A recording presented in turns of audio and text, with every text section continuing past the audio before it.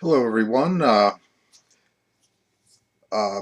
This is week 12. These are the notes that will provide some structure for this week's materials. I greet everyone on Palm Sunday from downtown Murfreesboro. I hope you are all managing and making do in these strange times.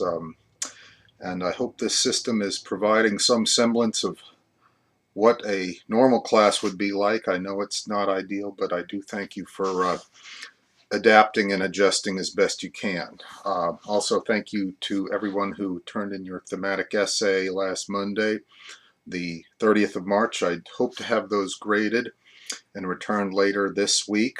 Again, I'm looking off at my notes as I go through this, and this week's readings are all from the textbook, Philosophy of Science. And we begin by acknowledging that we've got an opportunity to trace some lineage, some direct steps in the development of both science and science philosophy.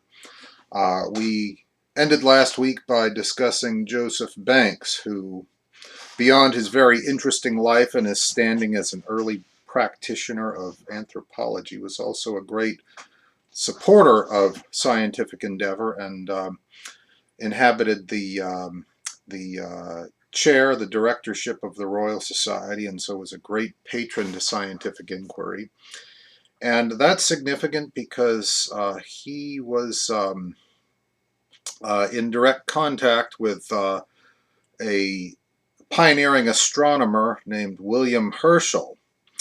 More on him in just a second, whose son John Herschel, also an astronomer, is the author of our first reading this week.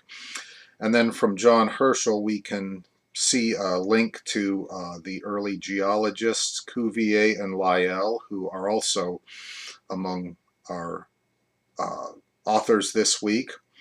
And from those two, we move to Alexander von Humboldt, who we'll spend a fair amount of time with next week. And von Humboldt is an interesting character in his own right and a great inspiration to a later scientific figure, Charles Darwin, we all know as the first person to articulate the evolutionary hypothesis. And that brings us pretty close to term's end, but in this new schedule. So we do have this course of development.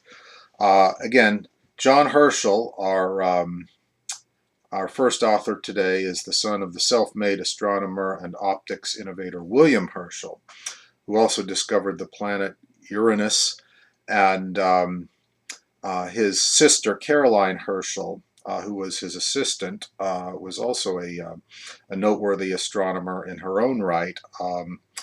And William Herschel was also a contemporary of Joseph Banks and a patron, somebody who was supported, whose work was supported by the Royal Society. So that's a key component of his identity. Now, his son John was also a key figure in this history of astronomy, but also a scientific philosopher, and that's what this week's readings get to.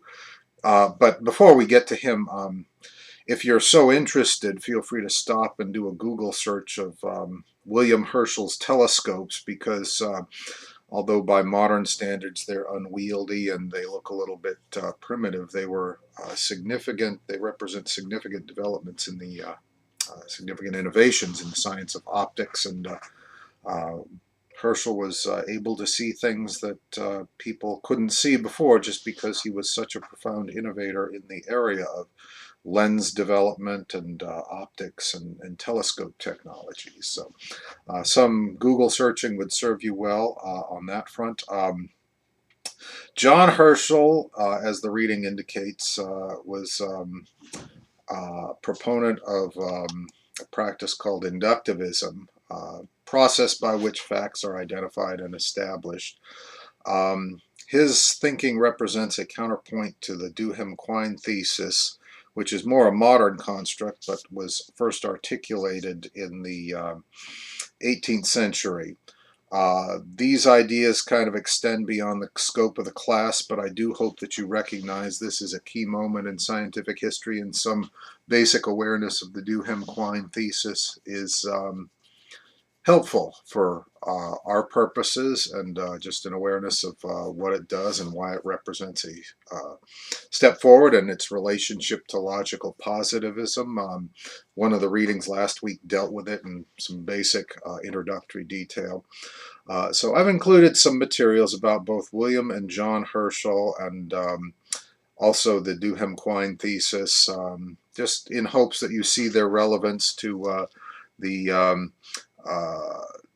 development of modern science, as shown in these advances in 18th and 19th century scientific achievement and also philosophy.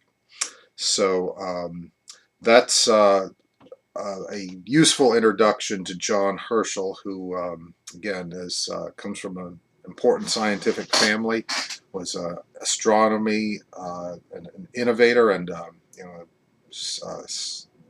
reputable astronomer in his own right, and also a key figure in the development of something approaching what we consider today a scientific method as we understand it.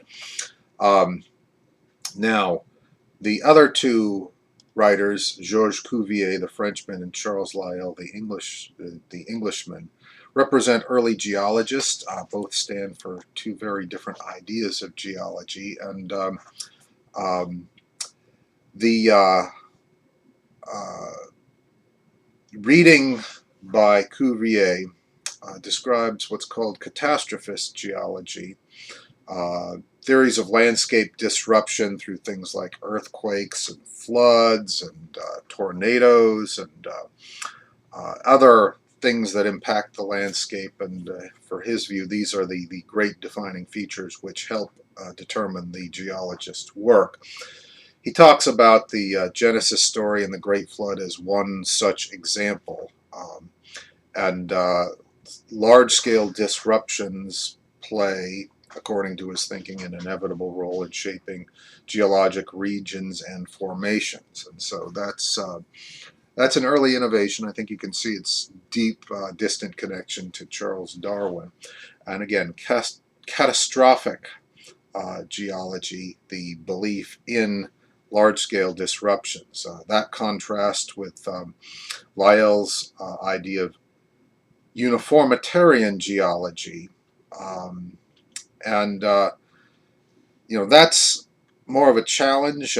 It seeks to get beyond the ideas and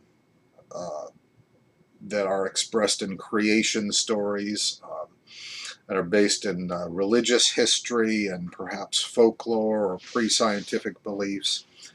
And Lyell's uniformitarian views take into account much more heavily the progression of time, which is an important idea. We'd spend some time with this concept in class, but it's important to recognize we think as human beings, we think of time in human terms, in terms of decades and years and days and months, and manageable to a human psyche. We can't imagine the passage of time much beyond our sense of recognizable history, which goes back about 1,000 years BC. That's when we first have evidence of something approaching a historical consciousness. That's a debatable point, but that's just a handy rule of thumb. Anyways,